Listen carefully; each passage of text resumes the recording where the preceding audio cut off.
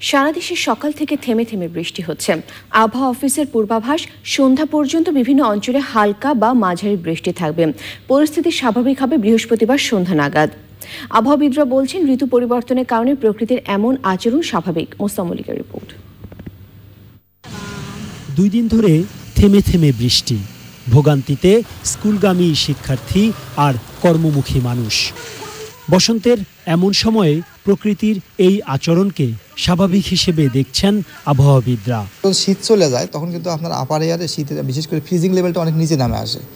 এই সময় এমন একটা সময়, যেমন হলো অন্য সময় আপনি যদি প্রি মনসুনের কথা বলেন, এখন দেখা গেল যে ফ্রিজিং লেভেলটা অনেক উপরে উঠে গেছে, তারপরে কিন্তু ক্রমান্বয়ে কিন্তু নামে আসে। কিন্তু এই সময়টা দেখি ফ্রিজিং লেভেল কিন্তু শীতের সময় এমনি নিচে থাকে, যার ফলে এমন একটা সময় আপনার বৃষ্টিটা হচ্ছে, এই সময় কিন্তু আপনার এটা কিন্তু স্বাভাবিক। রংপুর ও ময়মনসিংহ বিভাগের কয়েকটি এলাকা ছাড়া দেশের অন্য সব অঞ্চলে স্বাভাবিকের তুলনায় বেশি বৃষ্টি হয়েছে। সিলেট, ঢাকা, খুলনা বিভাগের অনেক জায়গায় এবং বরিশাল এবং চট্টগ্রাম বিভাগের কিছু কিছু জায়গায় বৃষ্টি বা বজ্রবৃষ্টি হতে পারে। সেই সাথে আপনার মাঝারি ধরনের ভারী থেকে ভারী সহ এবং শিলাবৃষ্টি হওয়ার সম্ভাবনা রয়েছে, মানে বিচ্ছিন্নভাবে 2-1 জায়গায়। এবং আমাদের বিশেষ করে 25 তারিখের পর থেকে কিন্তু কন্টিনিউ অব্যাহত হয়ে বৃষ্টির ধারা অব্যাহত রয়েছে। বলা যায় আগামীকাল পর্যন্ত এটা অব্যাহত থাকার সম্ভাবনা রয়েছে।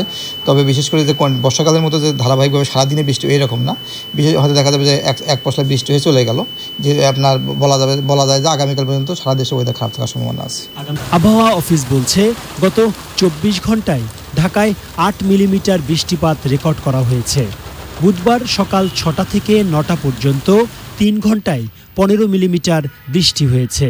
গত 24 ঘন্টায় সবচেয়ে বেশি বৃষ্টি হয়েছে খুলনায় 77 মিলিমিটার। বৃষ্টি ও ঝড়ো বাতাসের কারণে দেশের নদী ও সমুদ্র বন্দরগুলোতে 3 নম্বর সতর্ক সংকেত দেখাতে বলেছে আবহাওয়া বিভাগ। Mostafa Mallik, channel I, Dhaka.